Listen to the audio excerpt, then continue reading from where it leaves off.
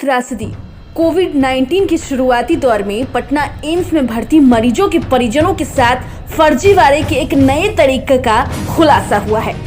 अस्पताल में मरीजों के परिजनों को जाने की इजाजत नहीं होने का फायदा कुछ साथीरों ने उठाया और अस्पताल के किसी स्टाफ की मदद से परिजनों को मरीज की तस्वीर भेजकर इलाज और दवा खरीदने के नाम पर पैसे वसूल लिए। दरअसल पूरा मामला क्या है आपको बताते हैं।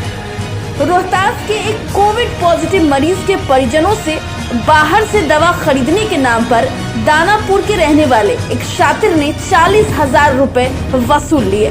घटना के संबंध में बताया जा रहा है कि पटना एम्स में भर्ती कोविड पॉजिटिव मरीज रोहतास के झंडोली के रहने वाले दुकानदार 56 वर्षीय लाल बाबू गुप्ता के परिवार को झांसे में लेकर एक फर्जी व्यक्ति जयप्रकाश ने 40,900 रुपए ठग लिए।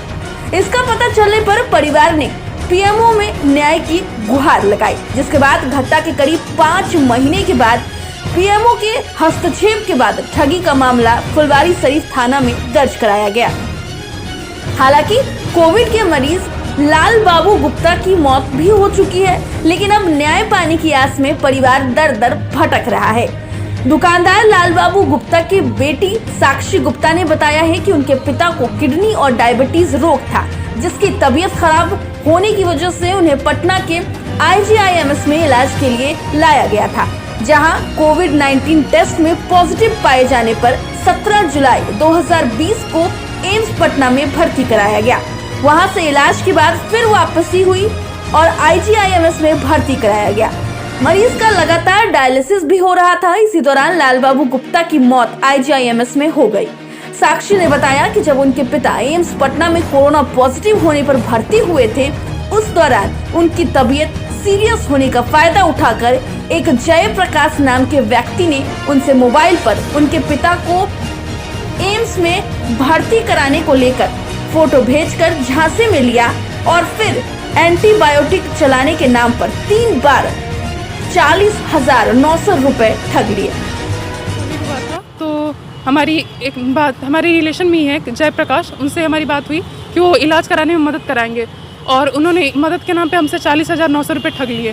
तो फिर मैंने उनके खिलाफ पीएमओ में कंप्लेन किया। उसका जवाब मुझे रिटर्न फॉर्म में 19 जनवरी को मिला। उसके बाद मैंने DM सर के पास गई और फिर उन्होंने SDO दानापुर के पास भेजा और फिर उन्होंने DSP सर के पास भेजा। देन अभी उसके खिलाफ FIR हुई और अभी वो थाने में है। क्या लगता है कि आपको PM के द्वारा न्याय मिला है? अगर PM के यहाँ मैसेज नहीं करती तो नहीं मिलता, ये बात बताएं मुझे। जी बिल्कुल, उनके साइड से बहुत सपोर्ट रहा है। किसके साइड से? PMO सर के, PMO ऑफिस से। PM ऑफिस जी। क्या बोला गया था वो कि खुद को क्या बताता था, मैं एम्स का डॉक्टर हूँ? नहीं, वो खुद को बताता था कि उसने पहले बोला कि पारस में काम कर चुका हूँ, अभी अपोलो में काम कर रहा हूँ। अच्छा जी, जबकि वो ऐसे कहीं काम नहीं किया है। और वो मिला क्यूरिस हॉस्पिटल में, RK पुरम। जी। क्या लगता है PM साहब को धन्यवाद देना चाहेंगे इसमें? जी बिल्कुल, मैं PMO ऑफिस को बिल्कुल तहे दिल से धन्यवाद देना चाहती हूँ कि उन तक ये मेरा धन्यवाद पहुँचे। पीएमओ के हस्तक्षेप के बाद मामला दर्ज होते ही पुलिस भी एक्शन में आ गई और फिर दानापुर के क्विरिंस हॉस्पिटल से आरोपी को धर दबोचा। इसमें हम लोग के पास एक कंप्लेन आया था कि जून में एक लड़की थी, उनके फादर को कोरोना हुआ था, कोरोना पॉजिटिव डिक्लेयर हुए थे। उस समय किसी जयप्रकाश नाम के व्यक्ति ने ये कहकर कि एम्स में वो मदद करेगा, इस लड़की से 40,900 रुपये गूगल पे से ठग लिया था।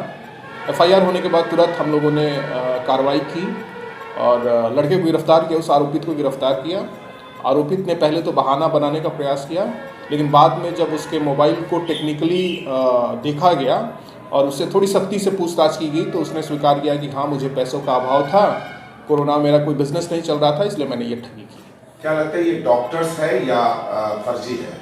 अपने आप को वो बता रहा था कि BAMS मतलब आयुर्वेद में उसने बैचलर डिग्री मुजफ्फरपुर से ली हुई है, सर्टिफिकेट भी प्रस्तुत किया है। हम लोग उसको एक बार एग्जामिन करा लेते हैं, उसके बाद हम लोग कहने की स्थिति। किस हॉस्पिटल से गिरफ्तारी है इसकी? हॉस्पिटल दानापुर में कोई फोर्टिस करके है, वहाँ से इसकी गिरफ्तारी हुई है। जिस जयप्रकाश नाम के व्यक्ति को रुपए पेमेंट किया गया था वह गूगल पे के जरिए किया गया था। जब ठगी का पता चला और उससे संपर्क किया गया तो उल्टे जयप्रकाश ने और रुपए की डिमांड करने लगा और 2 बार की दवा का डोज ही पेमेंट मिला, जबकि बाहर से मरीज को 3 बार दवाई मंगवा कर दिया गया था। हालांकि पुलिस मामले की तहकीकात में जुट गई है और आरोपी से लगातार पूछताछ की जा रही है।